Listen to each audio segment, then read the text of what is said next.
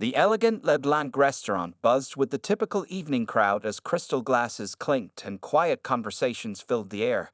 Among the well-dressed diners, Sarah Montgomery's table stood out, not just for the expensive designer clothes and glittering jewelry worn by her group, but for the loud laughter that kept drawing annoyed glances from other patrons. Sarah, a 45-year-old socialite with perfectly styled blonde hair and a reputation for treating service staff poorly, sat at the center of her usual Friday night dinner group. Her four friends, all from the same country club, hung on her every word as she complained about her latest luxury car purchase not meeting her expectations. James Chen, a quiet 28-year-old waiter with kind eyes and a gentle demeanor, approached their table with practiced professionalism. He had been working at LeBlanc for 8 months, always keeping to himself and doing his job without drawing attention. As he carefully placed Sarah's ordered bottle of $500 wine on the table, she barely acknowledged his presence. "Ladies, isn't it dull tonight?" Sarah announced loudly, swirling her wine glass. "This place used to have live music every weekend. Now we just sit here like we're at some common diner." Her friends nodded in agreement, though they seemed more interested in not disagreeing with Sarah than actually caring about entertainment. The restaurant's grand piano sat in the corner, its polished black surface reflecting the warm lighting of the crystal chandeliers. It was mainly used for special events and weekend performances, but tonight it stood silent. Sarah's eyes moved from the piano to James, who was quietly refilling water glasses at their table. A cruel smile spread across her face as an idea formed in her mind. Sarah had always enjoyed creating little dramas for her own entertainment, especially if they involved making others uncomfortable. "You there?" she called out to James, snapping her fingers to get his attention. "Yes, you, our waiter." James turned toward her with his usual polite expression. "Yes, ma'am, how may I help you?" Sarah's voice carried across the restaurant as she spoke. "That piano looks so lonely. Why don't you play something for us?" Her friends giggled, already anticipating the awkward scene about to unfold. They had seen Sarah pull similar stunts before, asking staff to sing, dance, or perform in some way, only to mock their attempts. James hesitated, his hands holding the water pitcher carefully. "I apologize, ma'am, but I'm currently serving." Sarah cut him off, waving her hand dismissively. "Oh, please, I'm sure you can spare 5 minutes to entertain us. Unless," she paused for effect, "you're afraid you'll embarrass yourself?" Her friends laughed again, louder this time. The restaurant manager, Mr. Thompson, had been watching the scene unfold. He approached the table, trying to smooth over the situation. "Mrs. Montgomery, our staff are here to serve food and beverages. Perhaps I could call our regular pianist to come in early." But Sarah wasn't going to let it go.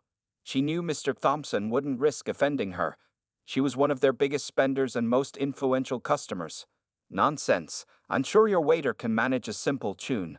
After all, don't all of you learn some basic skills before working in such a fine establishment?" James stood quietly, his expression unreadable as he looked between Sarah and Mr. Thompson. Other diners had started to notice the commotion, some watching with disapproval at Sarah's behavior, others curious to see what would happen next. Mr. Thompson, caught between keeping a valuable customer happy and protecting his staff, finally turned to James. "James, would you mind? Just a short piece, perhaps?" His voice was apologetic, but the message was clear. This was not really a request. James carefully placed the water pitcher on the service station nearby. His face remained calm as he straightened his black vest and adjusted his tie. Without a word, he walked toward the piano, each step measured and deliberate. Sarah leaned back in her chair, a satisfied smirk on her face as she watched him go. "This should be entertaining," she said to her friends, raising her wine glass. "Let's see what kind of talent the help has these days." The restaurant had grown quieter now, with most conversations dying down as people watched the scene unfold. James reached the piano, his back straight as he pulled out the bench and sat down. He took a deep breath, closed his eyes for a moment, and placed his hands on the keys. No one, least of all Sarah Montgomery, was prepared for what happened next. Continued in Part 2, the moment James's fingers touched the piano keys, the entire atmosphere of LeBlanc restaurant transformed. The first notes of Beethoven's Moonlight Sonata filled the air, played with such skill and emotion that several diners gasped audibly. Sarah's smug smile froze on her face as the beautiful melody wrapped around the room. James's hands moved across the keys with practiced grace, his eyes closed as he lost himself in the music. His fingers danced over the black and white keys with perfect precision, creating a sound so pure and powerful that conversations stopped completely. Even the kitchen staff peered through the service doors to watch. Sarah's friends shifted uncomfortably in their seats, avoiding her gaze. The woman who had been so confident in her attempt to humiliate the waiter now sat rigid, her wine glass halfway to her lips, forgotten. Her face slowly reddened as she realized her plan had backfired spectacularly. As the piece progressed, James transitioned seamlessly into more complex passages. His body swayed slightly with the music, completely immersed in his performance. The restaurant's excellent acoustics carried every note perfectly, creating an impromptu concert that none of the diners had expected with their evening meal. An elderly couple at a nearby table held hands, tears in their eyes as they listened. A young woman at the bar had her phone out, recording the unexpected performance. Mr. Thompson stood near the kitchen, a look of astonishment on his face as he watched his quiet waiter transform into a master musician before his eyes. "That's James Chen," a man whispered loudly from a corner table. "He was a child prodigy in Singapore. I saw him perform at Carnegie Hall 10 years ago."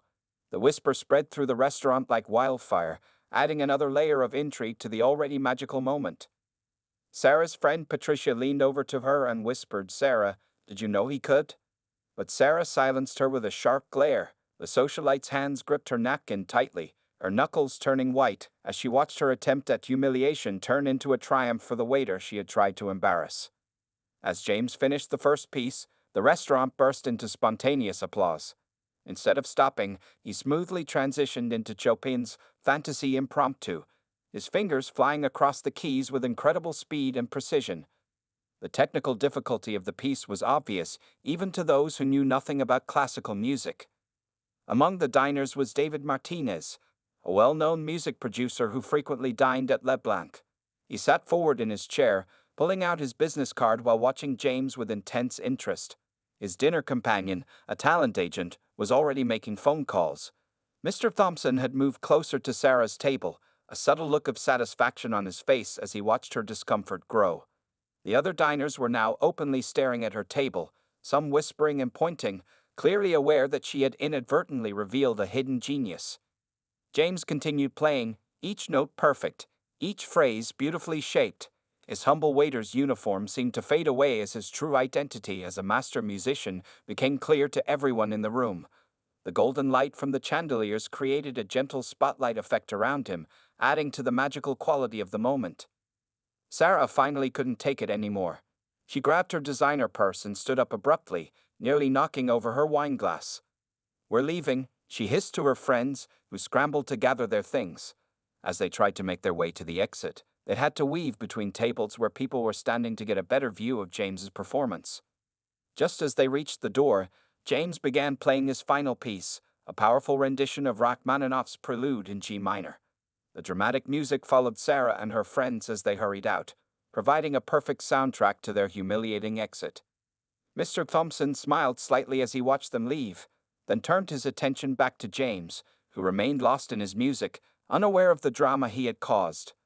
The restaurant had become an impromptu concert hall, and no one minded that their dinners were getting cold. Something extraordinary had happened at Leblanc that night, and it was clear that things would never be quite the same, especially for James Chen, the waiter whose hidden talent had been revealed by one woman's cruel intention. Continued in Part 3. The morning after James's unexpected performance, Leblanc restaurant was buzzing with activity long before opening hours. Mr. Thompson arrived early to find a small crowd of reporters gathered outside, all eager to speak with the mysterious pianist waiter who had become an overnight sensation on social media. Videos of James's performance had spread rapidly across various platforms. One clip, captured by a diner, had already reached over 2 million views. The comment sections were filled with people sharing their outrage at Sarah's behavior and amazement at James's talent. Some even recognized him from his past performances years ago. Inside the restaurant, James arrived for his regular morning shift, carrying himself with the same quiet humility as always. He seemed almost embarrassed by the attention, politely declining interviews as he made his way through the back entrance. His fellow staff members looked at him differently now, a mixture of respect and curiosity in their eyes. David Martinez, the music producer who had witnessed the performance, was waiting in Mr. Thompson's office. He had spent the night making calls and doing research on James's background. What he discovered was fascinating. James Chen had indeed been a celebrated piano prodigy, performing in prestigious venues worldwide until his sudden disappearance from the classical music scene 3 years ago. James, Mr. Thompson called him into the office. "This gentleman would like to speak with you." James entered, still wearing his waiter's uniform, and sat down carefully in the offered chair. His hands, which had created such magic the night before, were clasped quietly in his lap. David leaned forward eagerly. "Mr. Chen, your performance last night was extraordinary. But what I can't understand is why someone of your talent is waiting tables. The videos I found of your earlier performances, you were destined for greatness in the classical music world." James's calm expression flickered slightly as he explained his story. 3 years ago, his father had suffered a severe stroke, and his mother had been diagnosed with cancer shortly after. As the eldest of 4 siblings, he had put his music career on hold to support his family. The steady income from waiting tables had seemed more reliable than the uncertain path of a concert pianist. "My younger siblings were still in school," James explained softly. "They needed stability more than I needed applause." His words carried no bitterness, just a quiet acceptance of the choice he had made. Meanwhile, across town, Sarah Montgomery was facing her own morning after reality. Her phone had been buzzing non-stop with notifications. The video of her behavior had gone viral, and her social circle was in turmoil. Several charity boards she sat on were quietly discussing her position, and her country club friends were already distancing themselves. Back at LeBlanc, David Martinez made his proposal. He wanted to help James return to music while ensuring his family's security. The offer included an advance for a recording contract, with flexible scheduling that would allow James to continue working at the restaurant if he wished. "Your story is compelling," David explained. "A brilliant musician who sacrificed his career for his family, revealed by an act of intended cruelty. People are already invested in your journey, but more importantly, your talent deserves to be shared with the world." Mr. Thompson, who had been quietly listening, spoke up. "James, your position here will always be secure, but perhaps it's time to let your music take center stage again." He smiled warmly at the young man who had brought such unexpected pride to his restaurant. As they discussed the details, the restaurant's phone lines were lighting up with reservation requests. Everyone wanted to dine at the place where the viral piano performance had happened. Several callers specifically asked if the pianist waiter would be performing again. James sat thoughtfully, considering how his life had changed in less than 24 hours. A cruel attempt to embarrass him had instead opened a door he thought had closed forever. He thought about his family, about music, and about the strange twists of fate that had brought him to this moment. Outside the office, the first customers of the day were arriving, many of them hoping to catch a glimpse of the talented waiter. The grand piano stood in its corner, gleaming in the morning light, waiting for the next time James's fingers would bring it to life. Continued in Part 4. 1 week after the viral piano incident, LeBlanc Restaurant had transformed into something entirely new. The management had cleverly adapted to their newfound fame, introducing special music nights where James would perform while continuing his regular waiting duties. The combination of fine dining and exceptional music had created an unprecedented demand for reservations. James's schedule had become increasingly busy as he balanced his waiter duties with his new recording contract. David Martinez had kept his word, arranging studio time that worked around James's restaurant shifts. The producer was amazed by James's dedication. He would work a full day at LeBlanc, then spend hours in the recording studio, perfecting his pieces. On this particular evening, James was serving his usual tables when a special guest arrived. It was Mr. Chen, his father, slowly walking with a cane but beaming with pride. This was his first time visiting the restaurant since his stroke. James's mother, now in remission, helped guide him to a specially reserved table near the piano. His younger siblings, all dressed in their best clothes, followed behind. The regular customers, who by now knew James's story, watched the family reunion with warm smiles. Mr. Thompson had arranged a complimentary meal for them, insisting it was the least he could do for the family of his most famous employee. James's youngest sister, only 12, couldn't stop grinning as she watched her brother move professionally between tables. Meanwhile, across the city, Sarah Montgomery was dealing with the consequences of her actions. Her social media accounts had been flooded with negative comments, and several of her high society friends had quietly dropped her from their guest lists. The video of her attempt to humiliate James had become a symbol of privilege and arrogance gone wrong. But something unexpected was happening at Sarah's end. The public backlash had forced her to reflect on her behavior. After days of avoiding the public eye, she had begun writing a lengthy apology letter. Not for the publicity, but because she had, for the first time, truly recognized the cruelty of her actions. Back at LeBlanc, James approached his family's table with the same professional courtesy he showed all guests, but his eyes were shining as he took their orders, especially when his father reached out to squeeze his hand. The other diners pretended not to notice when James quickly wiped away a tear. As the evening progressed, the restaurant filled to capacity. Word had spread that James's family was visiting, and regular customers hoped to witness something special. They weren't disappointed. At exactly 8 p.m., James stepped away from his serving duties and walked to the piano. This performance was different from all others. James had chosen pieces that held special meaning for his family. He started with the first classical piece his father had ever taught him, a simple Mozart sonata that now carried the weight of years of love and sacrifice. His mother closed her eyes as he played, remembering the countless hours of practice she had overseen. His siblings sat transfixed, understanding for the first time why their brother had once performed in the world's greatest concert halls. Mr. Chen's hands trembled as he listened to his son play, his own former career as a music teacher coming full circle in this moment. The other diners watched the family as much as they watched James. There wasn't a dry eye in the house when James played a piece his father had composed years ago, before the stroke had taken away his ability to play. Mr. Chen's face showed both grief and joy as his son's fingers brought his music back to life. At a nearby table, David Martinez sat with several music industry executives. They watched not just James's playing, but the entire scene, the family's pride, the audience's emotion, the perfect blend of humble service and extraordinary talent. They knew they had found something special, a story that went beyond just music.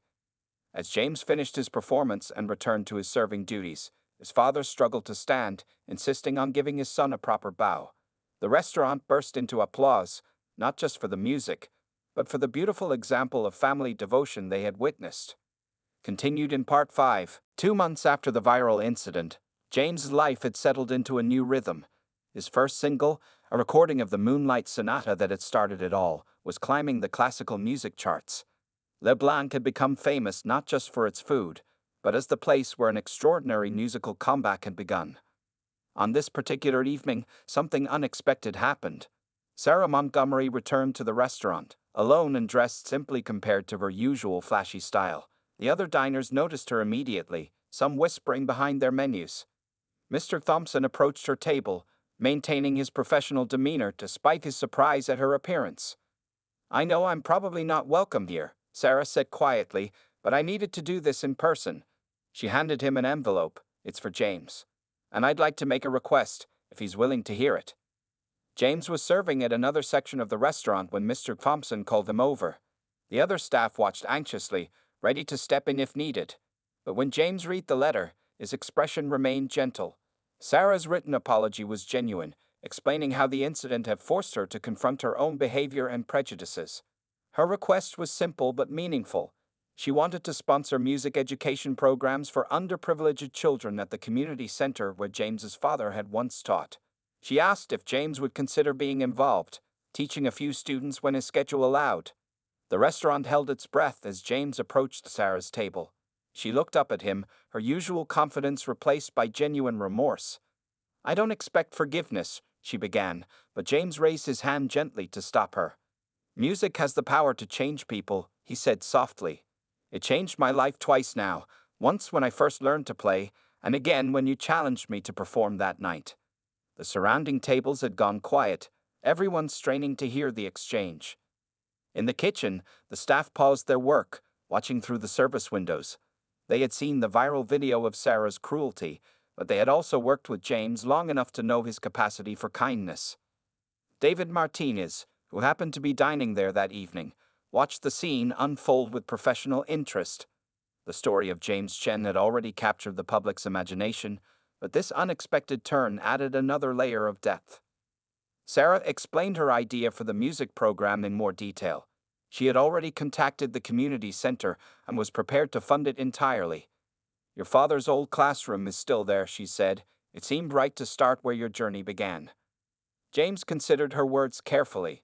His own journey had taught him about second chances and the importance of forgiveness.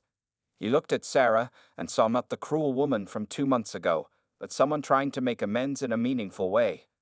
"The community center needs more than just money," James said finally. "It needs people who care.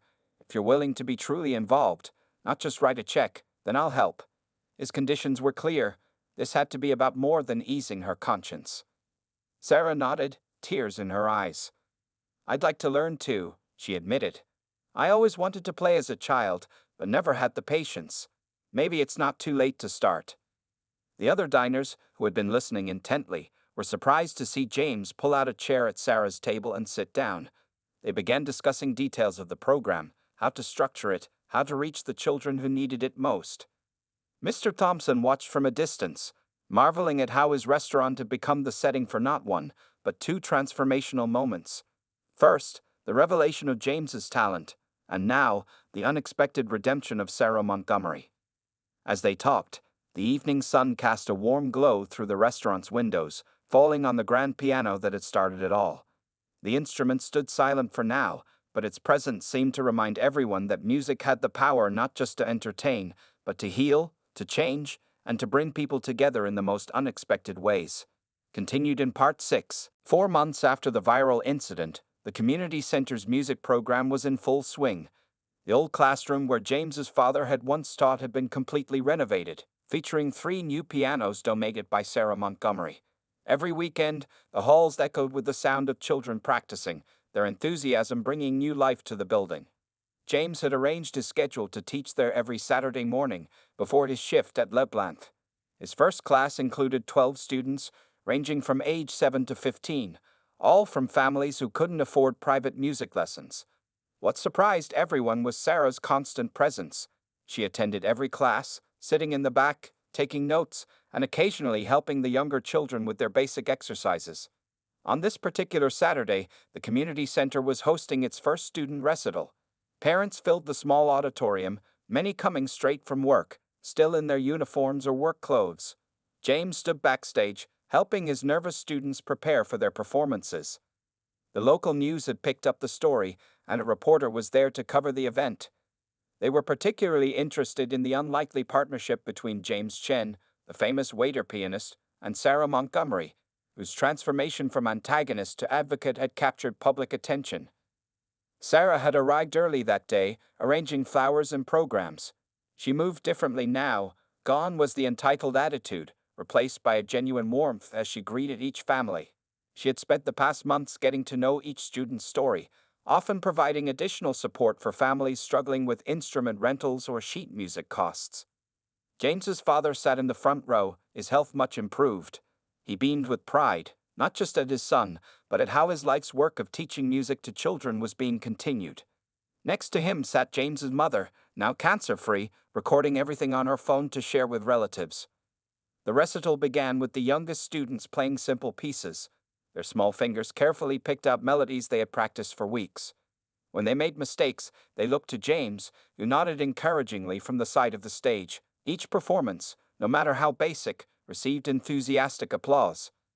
During intermission, David Martinez, who had become a regular supporter of the program, spoke with several music education foundations about expanding the initiative to other community centers.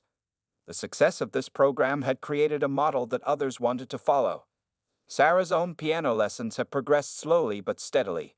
She had discovered that learning music required a humility she had never known before. When one of the younger students offered to help her practice, she accepted gratefully, a scene that would have been unimaginable months ago. The highlight of the evening came when James performed a duet with his most promising student, a 13-year-old girl named Maria. She had shown extraordinary talent and dedication, reminding James of himself at that age. Together, they played a simplified version of the piece that had changed everything that night at LeBlanc. As they played, the audience saw more than just a performance. They saw the power of music to bridge divides, to heal wounds, and to create opportunities. The reporter scribbled notes frantically, recognizing that this story had evolved far beyond its viral beginnings. After the recital, during the small reception, James noticed Sarah sitting at one of the pianos, practicing her scales. Some of the students gathered around her, offering tips and encouragement, the same support she had given them over the past months. Mr. Thompson, who had closed Le Blanc early so the staff could attend the recital, watched the scene with satisfaction. The restaurant's piano now seemed like just the beginning of a much larger story. Regular customers still requested James's performances, but they also asked about the music program and how they could contribute. As the evening wound down, James took a moment to stand alone on the stage, looking out at the empty auditorium. He thought about how one moment of intended cruelty had led to something so beautiful. The community center had come alive again, filled with music and hope, proving that sometimes the most meaningful melodies arise from unexpected places. Continued in Part 7. 8 months after the viral incident, James's first album was ready for release. The recording studio had become his second home, though he still kept his shifts at Le Blanc, now working 3 days a week instead of full-time. The restaurant had become a tourist attraction, with people traveling from other cities just to see him perform during his famous dinner concerts. On the evening of his album launch, Le Blanc closed for a private event.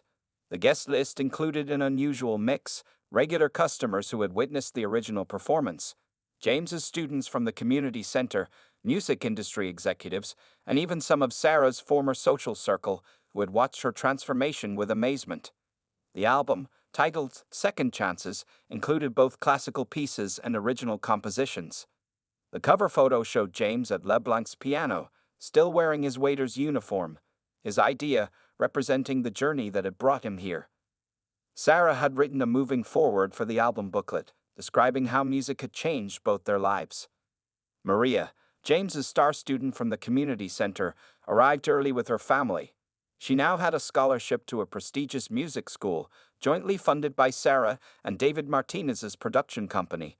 Her progress had inspired other students, showing them that talent could open doors they never thought possible. James's parents sat at their usual table near the piano. His father's health had improved significantly, and he had recently started teaching again, simple music theory classes at the community center.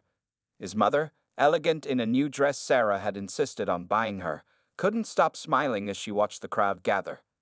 The evening began with performances by James's students. Each one played a piece they had mastered over the months, showing the audience how the music program had grown. Sarah sat among the proud parents, clapping enthusiastically for each student, her designer clothes replaced by a simple black dress. When it was time for James to perform selections from his album, he started with something unexpected. He invited Sarah to join him at the piano for a simple duet they had been practicing. Her hands shook slightly as she played her part, but she didn't miss a note. The audience erupted in applause, recognizing the significance of their partnership. David Martinez watched from the back, already planning the documentary he wanted to make about this story. It wasn't just about music anymore. It was about redemption, community, and the power of unexpected connections. Several film studios had approached him, interested in turning the story into a movie. Mr. Thompson moved through the crowd, greeting guests and sharing stories about how his restaurant had become part of music history. Le Blanc now hosted regular student recitals, and the waiting list for reservations was months long. He had even started a scholarship fund for aspiring musicians who worked in the service industry. During a break in the performances, James walked through the crowd, still carrying a serving tray, a reminder of where it all began. He stopped at each table, thanking people for coming, still the same humble person who had served them months ago. The famous pianist and the courteous waiter had merged into something uniquely inspiring. Sarah's former friends watched her with new eyes as she helped young students adjust their sheet music and offered words of encouragement. The woman who had once used her wealth to intimidate now used it to create opportunities for others. Several of her old social circle had begun supporting the music program, inspired by her example. As the evening drew to a close, James returned to the piano for his final performance. He played the piece that had started everything, the Moonlight Sonata, but this time it carried the weight of all that had happened since that fateful night. The notes filled the restaurant, touching everyone who had been part of this remarkable journey. In the kitchen, the staff paused their work to listen. They remembered the quiet waiter who had surprised them all, and who still insisted on helping with cleanup after his performances. Some of them had started taking music lessons too, inspired by their colleague's story.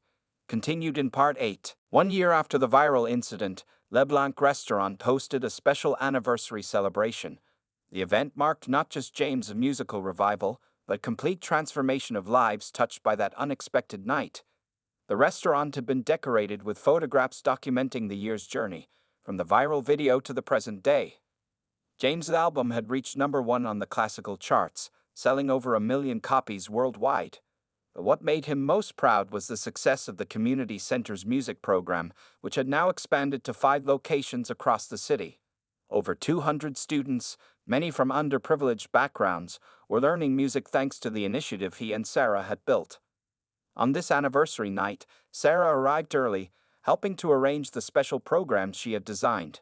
She now served as the program's executive director, using her business skills and connections to secure funding and support. Her own piano playing had improved significantly. She could now perform simple classical pieces, something she demonstrated at each new center's opening ceremony. The celebration began with a surprise. James's father, fully recovered, played a short piece on the piano, his first public performance since his stroke. The audience, including many of the original diners from that fateful night, gave him a standing ovation. His mother filmed everything, as usual, with a growing collection of family memories. David Martinez unveiled the trailer for his documentary, The Waiter's Sonata, which would premiere at next year's film festival. The 5-minute preview brought tears to many eyes as it showed the ripple effects of that one night.